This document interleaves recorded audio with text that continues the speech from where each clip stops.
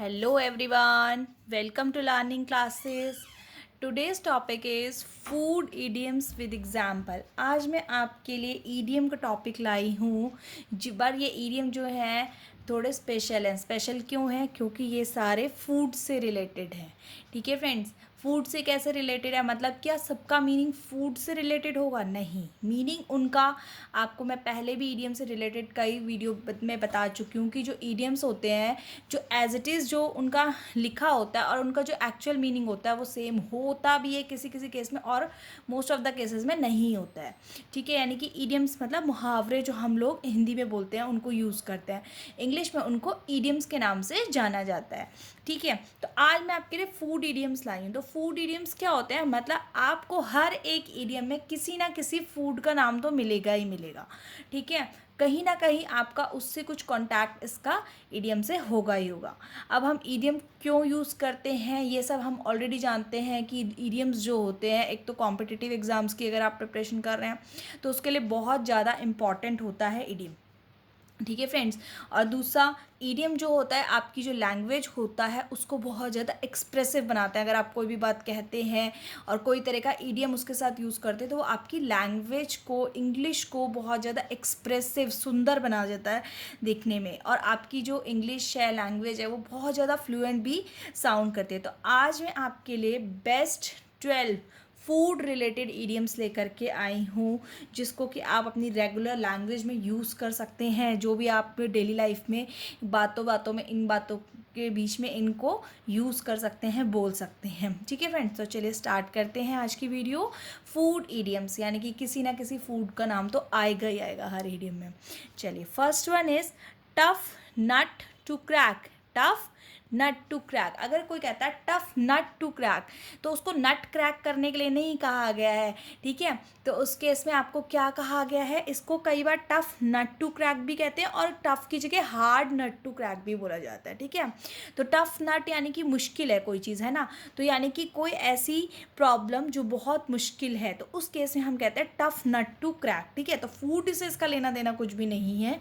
इसका मीनिंग क्या होता है, अ डिफ़िकल्ट प्रॉब्लम, ऐसी परेशानी जो बहुत डिफ़िकल्ट है, मुश्किल है, ऐसी सिचुएशन. ठीक है, डील करना उसको कहते हैं हम टफ नट टू क्रैक. जैसे the problem of how to motivate employees can be a tough nut to crack sometime. कभी कभी एम्प्लॉयज़ को मोटिवेट करना जो है एम्प्लॉयर के लिए, कंपनी के लिए बहुत मुश्किल हो जाता है और उन्हें समझ नहीं आता कि इतनी मुश्किल प्रॉब्लम को कैसे हल किया जाए, कैसे उन्हें समझाया जाए. तो वहाँ पे हम क्या यूज़ करते हैं, टफ नट टू क्रैक. ठीक है, नॉर्मल भी कह सकते थे कि बहुत बड़ी प्रॉब्लम है, लेकिन टफ नट टू क्रैक कह करके उसने अपनी बात को ज़्यादा इम्प्रेसिव तरीके से दिखाया है. सेकेंड इज़ बिग चीज़. क्या हम यहाँ पे चीज़ की बात कर रहे हैं? नहीं, बिग चीज़ का मतलब होता है एन इम्पॉर्टेंट पर्सन. किसी ऑर्गेनाइजेशन का, किसी कंपनी का या कहीं का भी कोई इम्पॉर्टेंट पर्सन होता है ना जो बहुत इम्पॉर्टेंट है, मतलब उसका कुछ इम्पॉर्टेंट रोल है, इम्पॉर्टेंट उसकी कुछ वैल्यू है, तो उसको कहते हैं हम बिग चीज़. जैसे मिस्टर वैदिक is a big cheese in the business world. Mister वैदिक मान लीजिए कोई अच्छे बिजनेस टाइकून वगैरह हैं तो हमने कहा कि वो एक बिग चीज़ है in the business world. Business world में, किसी इंडस्ट्री में, किसी बिजनेस में अगर कोई बिग चीज़ यानी कि इंपॉर्टेंट पर्सन तो हम उसको बिग चीज़ के नाम से कह सकते हैं. थर्ड इज़ बैड एप्पल या रोटन एप्पल. ठीक है, हम बैड एप्पल भी कह सकते हैं, रोटन एप्पल भी कह सकते हैं. तो बैड एप्पल या रोटन एप्पल क्या होता है, एक ऐसा व्यक्ति जो कि एक बैड पर्सन है. ठीक है, बैड पर्सन होना या जिस पे आप अपना मतलब आपको पता है कि हम इस जो ये है ना व्यक्ति या आपके काम में कहीं ना कहीं आपकी या तो लेग पुलिंग करेगा या कहीं कोई ट्रबल क्रिएट करेगा, ऐसा कुछ करेगा, तो उस व्यक्ति के लिए आप कह सकते हैं बैड एप्पल या फिर रोटन एप्पल. ठीक है, तो एप्पल आ गया इसमें आपका.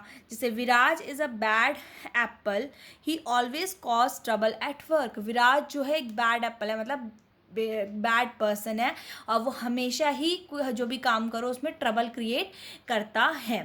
तो for next one is cool as cucumber. Cool as cucumber, cucumber cool होता है ना, हम कुकुम्बर खाते हैं जैसे, तो कुकुम्बर इज कूल. तो ऐसे ही समवन इज काम एंड कंपोज. ऐसे ही कोई व्यक्ति अगर काम है, कंपोज है, ठीक है, शांत अपना बात विवेक रखने वाला, बात में शांति रखने वाला, तो उस केस में हम कहते हैं कूल एज कुकुम्बर। जैसे we must keep as cool as cucumber in an emergency, तो हमें कभी कोई इमरजेंसी की सिचुएशन आ जाती है तो उस इमरजेंसी की सिचुएशन में हमें एज कूल एज कुकुम्बर रहना चाहिए, यानी कि काम एंड कंपोज रहना चाहिए, तभी हम उसका कोई सोल्यूशन सोच पाते हैं। या फिर कोई व्यक्ति अगर ऐसा है तो हम उसके लिए भी कह सकते हैं कि he is as cool as cucumber.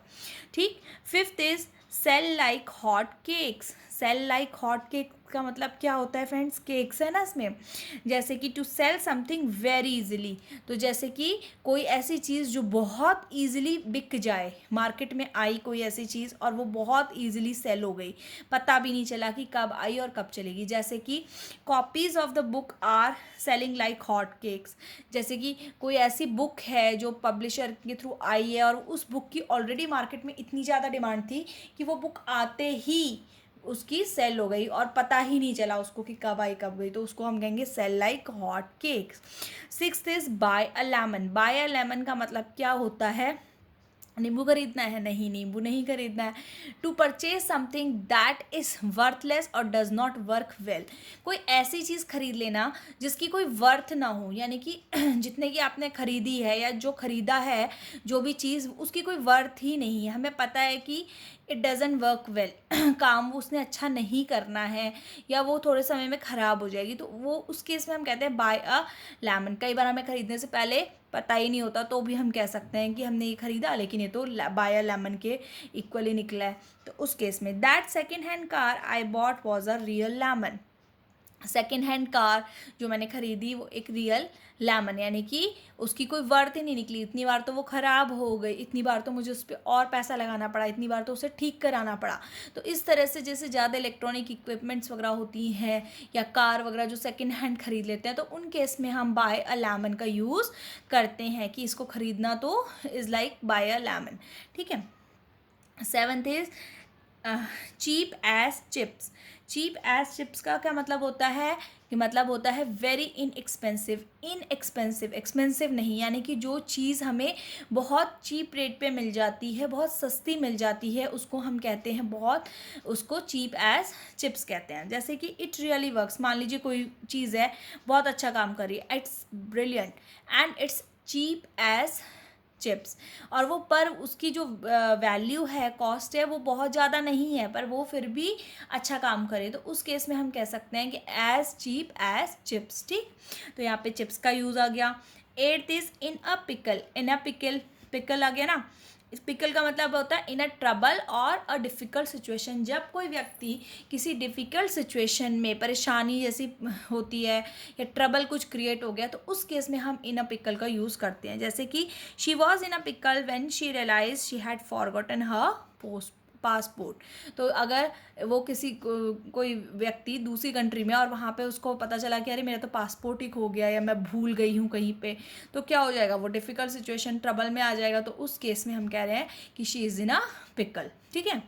Ninth is in a nutshell. In a nutshell हम बहुत बार यूज़ करते हैं डेली लाइफ में as an idiom. In a nutshell का मतलब होता है कि जब आप थोड़े शब्दों में किसी चीज़ का क्रक्स बताना चाह रहे हैं तो उसको आप कहते हो इन अ नट शेल। जैसे कि in just a few word, कुछ ही शब्दों में, यानी कि थोड़े उसमें क्रक्स बता दो कि जो भी बात है उसकी। ठीक है। Just tell me the story in a nutshell, मुझे स्टोरी बता दो इन अ नट शेल, यानी कि थोड़े ही शब्दों में मुझे अच्छे से स्टोरी बता दो कि क्या थी, पूरा एलैबोरेट उसको अच्छे से नहीं करना है, थोड़े ही उसमें बात बतानी है, तो इन अ नटशेल का आप यूज़ करेंगे। Another one is bad egg. Bad egg, अब एग का यूज़ आ गया। Someone who does bad things और हु यू डोंट ट्रस्ट, कोई ऐसा व्यक्ति जो कि गलत कार्य करता है, गलत चीज़ें करता है और जिसको कि बिल्कुल भी ट्रस्ट वर्दी नहीं है, आप उसको बिल्कुल ट्रस्ट नहीं कर सकते। आपको पता है कि आपने इससे कोई बात कह दी या कुछ इसको बता दिया तो ये जो है ट्रस्ट वर्दी नहीं है, आगे कहीं कन्वे होगा या इसको गलत किसी चीज़ पे ले जाएगा, तो वहाँ पे हम बैड एग का यूज़ करते हैं। जैसे Anu is a bad egg, don't trust her. Anu जो है बैड एग, यानी कि उसको आप ट्रस्ट नहीं कर सकते हो। ठीक। Tough cookie. Tough cookie, cookie आ गया ना इस वाले में। देखिए friends, a person who is physically and emotionally strong. Tough means tough, ठीक है, और टफ कुकी मीन्स कि एक व्यक्ति जो फिजिकली, मेंटली, इमोशनली पूरी तरह से जो है बहुत स्ट्रांग होता है, उसके लिए आप अ टफ कुकी यूज़ कर सकते हो। जैसे कि she had a difficult childhood but she is a tough cookie. उसका जो चाइल्डहुड था वो बहुत ज़्यादा डिफ़िकल्ट रहा, मुश्किलों भरा था, बट फिर वो क्या है, she is a tough cookie, यानी कि वो मुश्किलों से अब वो क्या बन चुकी है, फिजिकली, इमोशनली, मेंटली हर तरह से वो स्ट्रांग इनफ है। ठीक है, कई बार कोई बहुत बड़ी बीमारी से जूझ करके निकलता है और वो भी स्ट्रांग हो जाता है, तो उस केस में भी हम कह सकते हैं कि वो व्यक्ति जो है अ टफ कुकी है, जो भी व्यक्ति का नाम है, और वो हम कह सकते हैं he is a tough cookie या she is a tough cookie. ठीक है। 12th is easy as pie. Easy as pie मतलब वेरी इजी टू डू, कोई ऐसी चीज़ जो बहुत आसान है करना या आपके लिए बहुत आसान है करना, तो उस केस में आप कह सकते हैं अरे this is as easy as pie, यानी कि ये तो बहुत ही ईजी है, बहुत ज़्यादा ईजी, आसान। ठीक, तो जैसे कह सकते हैं the examination was as easy as pie. Examination जो थी वो क्या थी, बहुत आसान थी। एज अ पाई, मेरे लिए तो बिल्कुल भी मुश्किल नहीं थी, तो उस केस में हम कह सकते हैं it is as easy as pie. कोई एग्जामिनेशन है, कोई क्वेश्चन है, कोई ऐसी सिचुएशन है, तो उस केस में आप कह सकते हैं एज ईजी एज पाई। होपफुली फ्रेंड, फूड ईडियम से रिलेटेड ये वीडियो आपको पसंद आई होगी। पसंद आए तो लाइक करें, शेयर करें, चैनल लर्निंग क्लासेस को सब्सक्राइब करें, और ईडियम से रिलेटेड और भी बहुत सारी वीडियो मेरे चैनल पे हैं जो आपको प्लेलिस्ट में भी मिल जाएंगी, लिंक आपको डिस्क्रिप्शन में मिल जाएगा, तो उन्हें जाके ज़रूर चेक करें, आपके एग्ज़ाम्स में बहुत ज़्यादा हेल्पफुल रहेंगी आप लोगों के लिए। Thank you friends.